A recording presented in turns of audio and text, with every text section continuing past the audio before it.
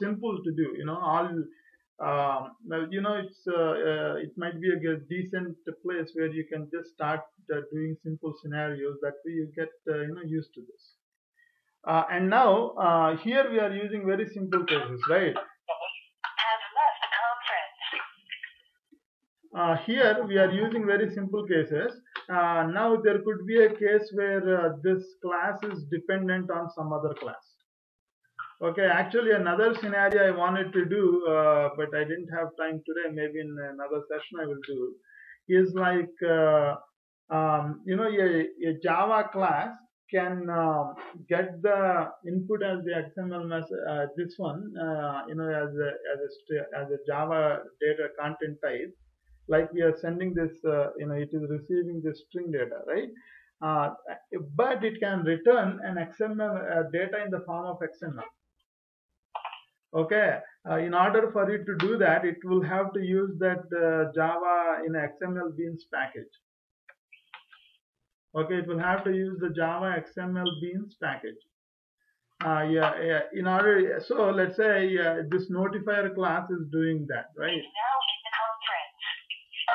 So so right now this notifier class, even let's say if it has to return something, it will return the basic primitive types like string or integer or something like that. Okay, but if let's say if you want the Java class to return the data in the form of XML, okay, so for you to create an XML in Java, it can be really painful if you do that without XML beans, right? XML beans package. So in a similar way, there could be scenarios where you are using some other, that your Java class is dependent on some other classes or this or that, right? So in that case, you don't copy all the dependent classes into one jar file and add that to your OSB project. What you can do is like you can just add your the class the one Java callout class to the package. Then all the dependent jars, what you can do is like when you go to the domain, the OSB domain you are working in, user projects domains, the domain I'm working in is this one. Okay, there is this lib folder. Okay, if you whatever things that you want to add, the dependent things, you can put this in this folder. What WebLogic server does is like you guys have seen that, right? The other day before I was compiling those EJBs, what did I do? I opened a command prompt and I ran that set domain environment command, right? When I ran that, it set the command, it set all the environment, like where all the jars are, where all the packages are and everything. Okay, so that's why when I was compiling the EJBs and everything, it was not running into errors like saying class not found, where is that package, where is this package and everything. Okay, so in a similar way, when you put any other external jars that your Java callout class is dependent on, what WebLogic server will do, like it will append all these jars put in this folder to the class path before the server startup. Okay, so that way when that class is running, all these classes are available. Okay, so that's one important point to remember. So that's this OSB domain. So wherever is domain, and then there is a lib folder, right? So in that folder. Okay, so that's the Java callout. Any questions on that so far? I have a question, please. Okay, go ahead. I have read somewhere that OSP provides this state join functionality. So is it the same functionality that we achieve using Java callout, or that's another thing, and this is one of the ways that we can achieve it? You said, what did you say, split join?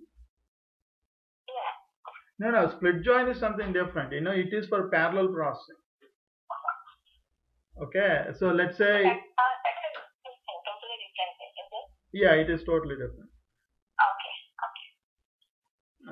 So let's say you get a, your payload is received by a service which has, let's say 10 orders. It has a list of orders that need to be processed, right?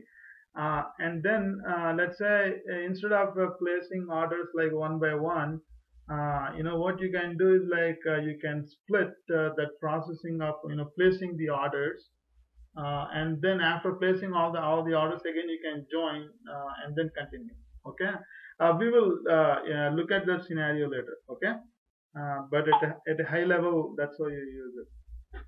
I have a question like we need to use Java callout to read from a properties file in OSP, right? I'm sorry, say that again. We need to read from a properties file, let's say. So we Okay. need to use Java callout, or how do we do it? You mentioned, right? Like we can read from a properties file in OSP. Yeah, well, I mean, see, in those Java callouts, they were just not reading the properties file.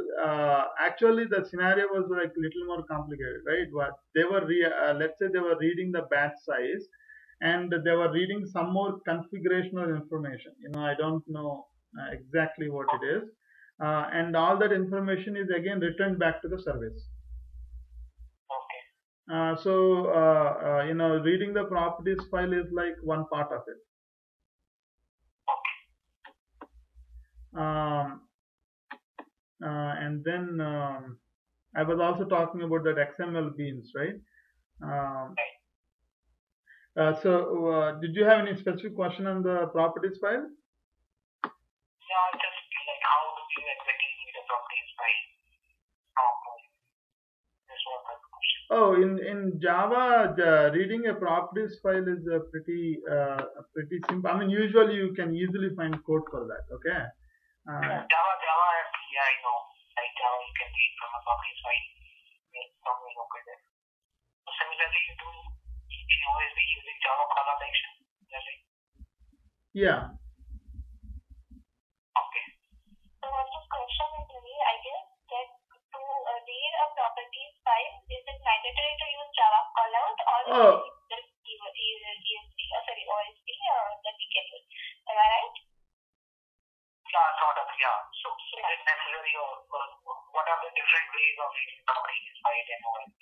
One is Java callout, and other is like, can we use some other method, or do we have to use Java callout? There might be some other shortcuts. All you have to do is like load that in that system class in a system properties file, system properties, and that's how you get access to the properties. But Java callout is one way. I'm not. I will check if there are other ways. Okay.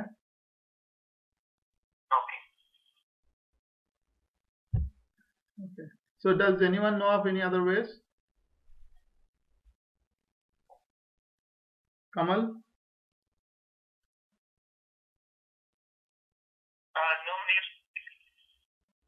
Okay. All right, I will find that out. But Java callout is one way of doing that. And then, okay, so moving on. Okay, this is another construct for each. Okay, that can be used for creating like looping scenarios. Okay, looping scenarios. So it could be. So let's quickly look at that. So we have created this one-way service client, right? And this client, what is it doing so far? Basically, it is publishing some notification thing. So we will just use this to what kind of service? It's an XML service. Okay. So let's say that this is that service where the payload that the service receives is a list of something. Okay, a list of books. Let's say list of books. Then what we want to do is like for each book. Okay, the list might have 10 books. Now that each you need to create a separate payload with just one book. Okay, you need to break up the things like that. uh, and then